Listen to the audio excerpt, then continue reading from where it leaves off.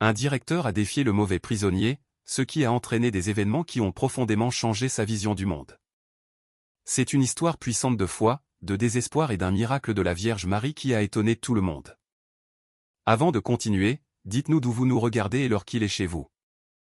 Nous serions ravis de voir jusqu'où les miracles de la Vierge Marie se propagent. James Mitchell, 34 ans, est arrivé au pénitencier de Floride accablé de regrets. 6 mois plus tard, le poids de son passé carrière, maison et fiancé perdus à cause de choix apparemment insignifiants pesait lourdement sur sa poitrine. Pourtant, la prison elle-même n'était pas le pire, c'était le manque accablant de but. Un mardi, le père Wilson, un prêtre expérimenté qui visitait le pénitencier depuis 30 ans, a trouvé James assis seul. Quelque chose chez James a incité le prêtre à s'asseoir silencieusement à ses côtés. Après 5 minutes, James a avoué, « Cela ne sert à rien d'essayer, mon père.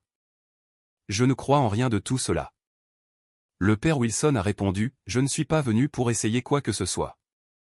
Je suis juste venu m'asseoir parce que vous avez l'air d'avoir besoin de compagnie. » James, avec un rire amer, a déclaré, « La compagnie ne change rien. » Peut-être pas, a concédé le prêtre, mais c'est mieux que rien. Alors, sans savoir pourquoi, James a commencé à raconter son histoire pendant 20 minutes, tandis que le père Wilson écoutait attentivement. S'attendant à être jugé, James a plutôt entendu, « Voulez-vous savoir ce que je vois ? Je vois quelqu'un qui respire encore. Tant que vous respirez, il y a de l'espoir. » « L'espoir de quoi ? » a demandé James. « D'un nouveau départ. » Le prêtre a offert un chapelet en bois usé. « Je ne sais pas prier, » a admis James. « Personne ne naît en sachant, » a expliqué le père Wilson, « mais si vous le voulez bien, je peux vous enseigner. » Le simple objet a touché James d'une manière inexplicable. « Pourquoi faites-vous cela ? » a demandé James. « Parce qu'il y a 40 ans, j'étais exactement là où vous êtes maintenant. Perdu, désespéré. Quelqu'un m'a donné un chapelet. Cela a sauvé ma vie. » Cette nuit-là, James a tenté sa première prière. Il a buté sur les mots, a oublié la séquence, a recommencé 3 fois, mais il a persisté. Pour la première fois depuis des mois, il a dormi sans cauchemar, entamant sa transformation spirituelle. Le père Wilson a continué ses visites, enseignant et expliquant les significations plus profondes. James a commencé à se lever tôt pour prier, priant avant de dormir et chaque fois que l'anxiété l'étreignait. 2 mois plus tard, un changement visible dans ses yeux a été remarqué par d'autres détenus. Certains se moquaient de lui, l'appelant « Saint James », mais la plupart respectaient la paix profonde qu'il portait désormais, une authenticité que même les hommes les plus durs reconnaissaient. Chaque soir à 21h précises, quelle que soit sa fatigue, James s'agenouillait et priait. Voici Richard Thompson, le directeur de prison de 48 ans avec 22 ans d'expérience dans le système pénitentiaire. Efficace, juste et absolument intolérant à la manipulation, il avait tout vu, maladies simulées, drames fabriqués et fausses conversions religieuses pour obtenir des avantages. Richard traitait les prisonniers avec dignité, mais il possédait un détecteur de mensonges aiguisé. Il prenait l'ordre, la discipline et les conséquences, croyant que le changement venait du travail acharné et de la responsabilité, et non de « prière magique ». Élevé catholique, Richard avait abandonné l'Église à l'adolescence, considérant la religion comme une « béquille pour les faibles ». Il préférait compter sur lui-même. Lors d'une inspection dans l'allée, un jeudi matin, il a aperçu James. L'immat était agenouillé, dos au barreau, absorbé dans la prière, le chapelet à la main, les lèvres bougeant silencieusement. Richard s'est arrêté, observant une intensité qui le dérangeait. « Mitchell » a-t-il appelé. James n'a pas répondu, comme en transe. Richard a frappé fort sur les barreaux avec ses phalanges. James s'est finalement retourné, non pas effrayé, mais avec une expression sereine. « Pardon, monsieur le directeur. Je priais. J'ai vu cette belle performance. » « Ce n'est pas une performance, » a calmement affirmé James. « Bien sûr que non. Vous êtes différent des 200 autres détenus qui trouvent Jésus à l'approche de la libération conditionnelle, » a rétorqué Richard, cynique. James est resté imperturbable, son calme irritant profondément Richard, qui se sentait incapable de briser cette paix. « Croyez-vous vraiment que prier changera quoi que ce soit ? » a insisté Richard. « Cela a déjà tout changé pour moi, monsieur, » a répondu James. Richard s'est éloigné en secouant la tête, mais James et ça, paix impossible, sont restés dans son esprit, sa présence étant recherchée chaque fois que Richard passait par les laits.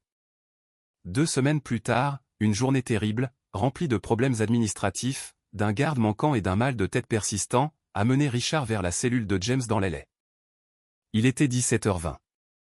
James priait comme toujours. Mais cette fois, une densité palpable, une présence, remplissait l'air. Richard s'est arrêté. Puis, quelque chose est arrivé qui allait tout changer, le parfum de rose, inimitable et impossible. Il l'a enveloppé, remplissant tout le couloir. Confus, Richard n'a trouvé aucune source, pas de fleurs, pas de produit de nettoyage. La fragrance était si intensément physique. Un frisson a parcouru l'échine de Richard. James a continué sa prière, totalement inconscient. Richard a reculé, mais l'odeur l'a suivi, intensifiant les battements de son cœur. Cela défiait toute logique, ce n'était pas possible. Il est parti rapidement, presque en courant, le parfum s'accrochant encore quelques mètres avant de disparaître aussi soudainement qu'il était apparu. Appuyé contre un mur au milieu du couloir, Richard a lutté pour retrouver sa respiration, cherchant une explication rationnelle, fatigue, surmenage, un problème neurologique. Il s'est frotté le visage, désespéré de logique. Pourtant, une partie de lui, inavouée, savait qu'il n'y avait aucune explication rationnelle à cet événement surnaturel. Cette nuit-là, le sommeil a fui Richard. La fragrance impossible, le visage paisible de James, le sentiment de présence, tout cela se rejouait sans fin. Il a essayé de se convaincre que ce n'était que de l'épuisement ou du stress, mais le souvenir était trop fort, trop spécifique, trop réel. Le lendemain, Richard a évité les laits. Il ne voulait pas s'avouer qu'il avait peur de ressentir cela à nouveau. Non pas peur du danger, mais peur de ce que cela pourrait signifier. 3 semaines après l'incident du parfum mystérieux, tout a changé à nouveau.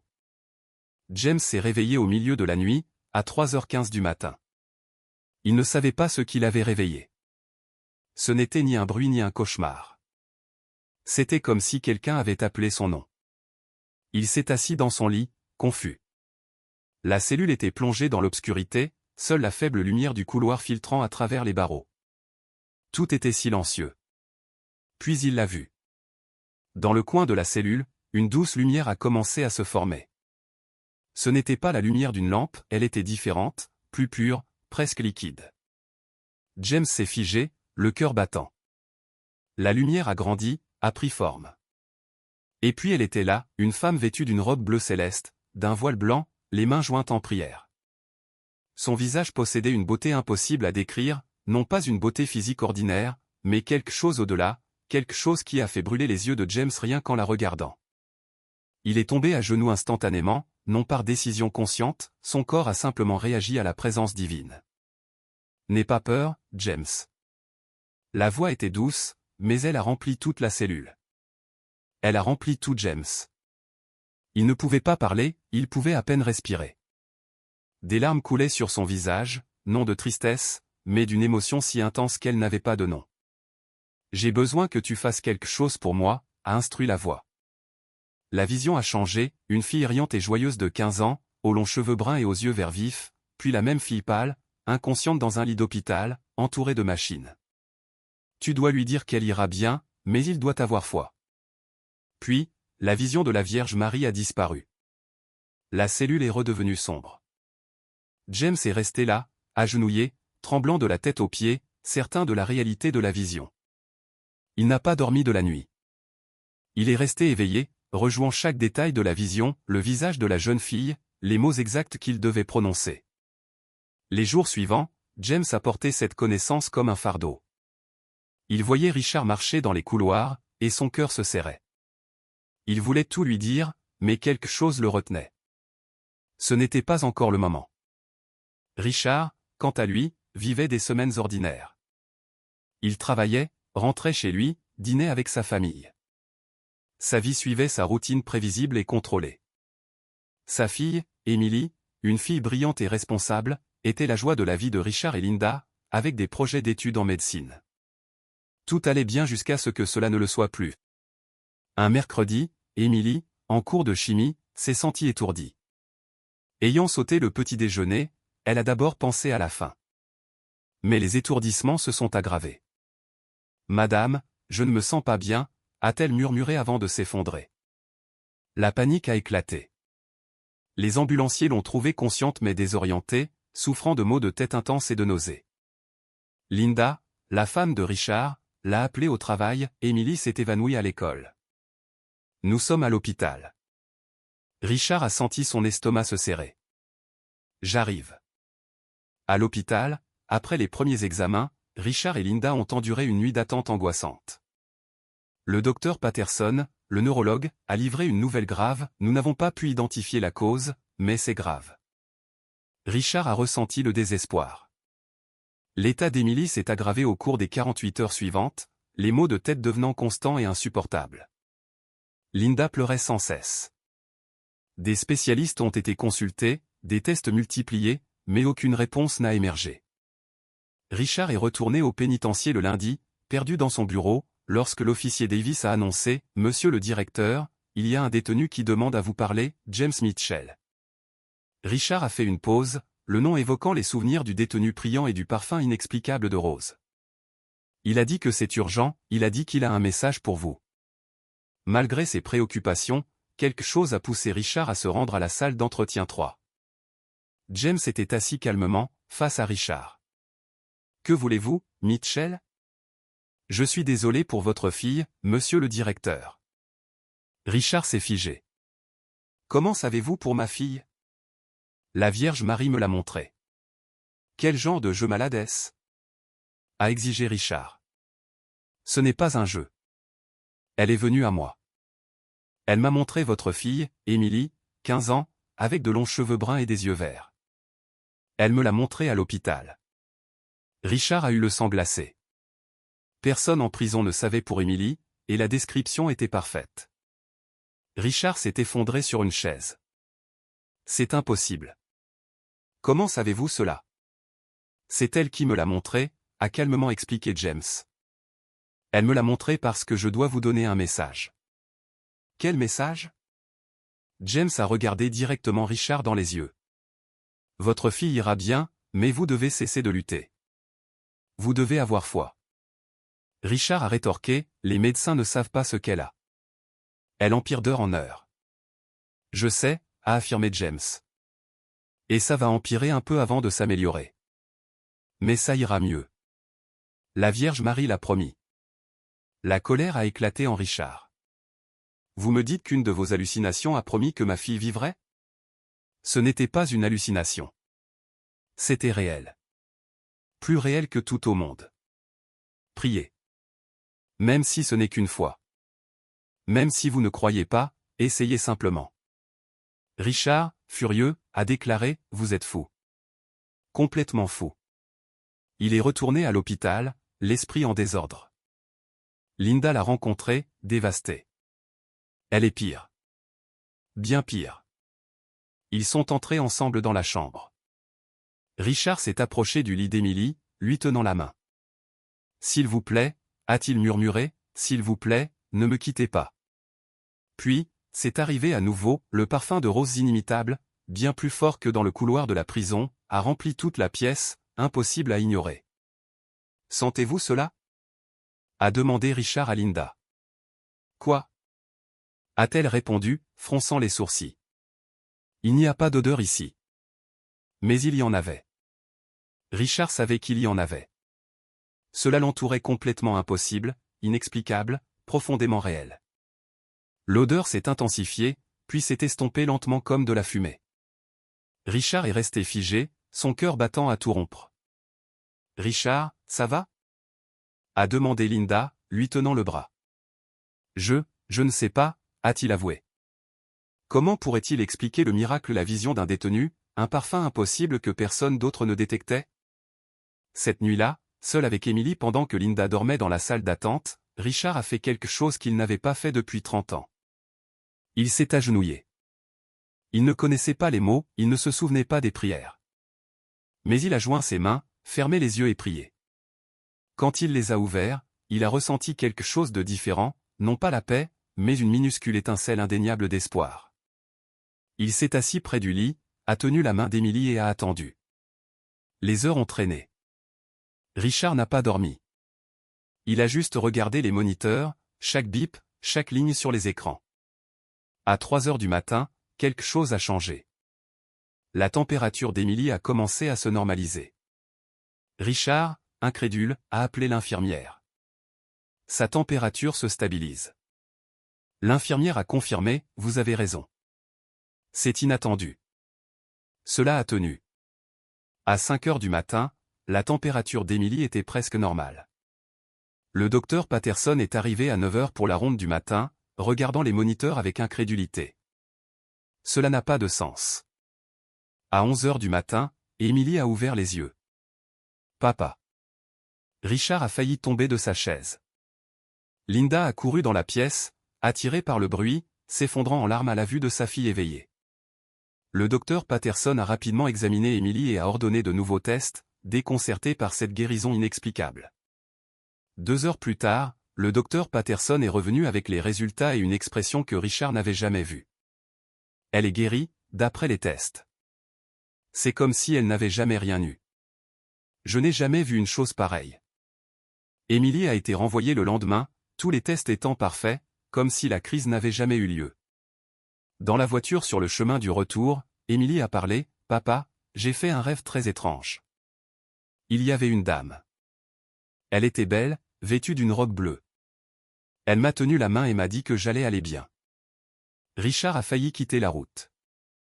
Cette nuit-là, après qu'Emily fut endormie, Richard s'est assis seul dans le salon sombre, rejouant tout, la vision de James, le parfum, le rétablissement impossible d'Emily, son rêve. Il n'y avait aucune explication rationnelle. Pour la première fois, Richard a envisagé des choses au-delà de sa compréhension. Il est retourné à la prison, a trouvé James. Elle va bien, a finalement dit Richard. Les médecins ne peuvent pas l'expliquer, mais elle est complètement guérie. James a souri. Je sais. La Vierge Marie tient toujours sa promesse. Richard s'est frotté le visage. Cela change tout. Tout ce que j'ai jamais cru. James a répondu, vous n'avez pas besoin de tout changer d'un coup. Vous devez juste accepter qu'il y a quelque chose de plus grand. Richard est resté silencieux, puis a tendu la main. Merci d'avoir prié pour ma fille, pour ne pas avoir abandonné même quand je vous ai maltraité. James lui a serré la main. Je n'ai rien fait. Tout est l'œuvre de la Vierge Marie. Même ainsi, merci. Amen. Richard a quitté cette pièce un homme différent de celui qui y était entré, ayant expérimenté une véritable intervention divine. Les semaines suivantes, des changements subtils ont commencé. Richard a cessé de se moquer de ceux qui priaient. Il est retourné à l'église le dimanche suivant, s'est assis dans le dernier banc, mal à l'aise, ne sachant pas quoi faire. Mais il est retourné le dimanche suivant, et le suivant. James a été libéré 4 mois plus tard après une audience de libération conditionnelle unanime, soutenue par une lettre de recommandation détaillée de Richard. Le jour de la libération de James, Richard était à la porte. Bonne chance dehors. Merci, monsieur le directeur. Richard, vous pouvez m'appeler Richard. James a souri. Merci, Richard. Puis-je vous demander quelque chose? La foi. Est-ce que ça vous vient toujours si facilement? Non, a répondu James. Il y a des jours difficiles, des jours où je doute, des jours où j'ai peur. Mais je choisis de croire même ces jours-là. Et elle me montre toujours que ça en vaut la peine. Comment puis-je faire cela? A demandé Richard. Choisissez de croire. Vous avez déjà commencé quand vous vous êtes agenouillé à l'hôpital, quand vous avez demandé de l'aide, quand vous avez ouvert votre cœur à la possibilité, c'est déjà la foi. Richard a de nouveau tendu la main. Si vous avez besoin de quoi que ce soit, une lettre, une référence, n'importe quoi, appelez-moi. Je m'en souviendrai. James a franchi les portes de la prison, libre pour la première fois depuis des années. Richard l'a regardé disparaître, réfléchissant au pouvoir de la foi. Croyez-vous au miracle de la Vierge Marie? Partagez vos pensées dans les commentaires. Si cette histoire inspirante a touché votre cœur, abonnez-vous à notre chaîne. Activez la cloche de notification pour recevoir plus d'histoires sur les miracles de la Vierge Marie et partagez cette vidéo avec quelqu'un qui a besoin de renouveler son espoir aujourd'hui. Que la Vierge Marie continue de vous bénir et de vous protéger, vous et votre famille. Amen.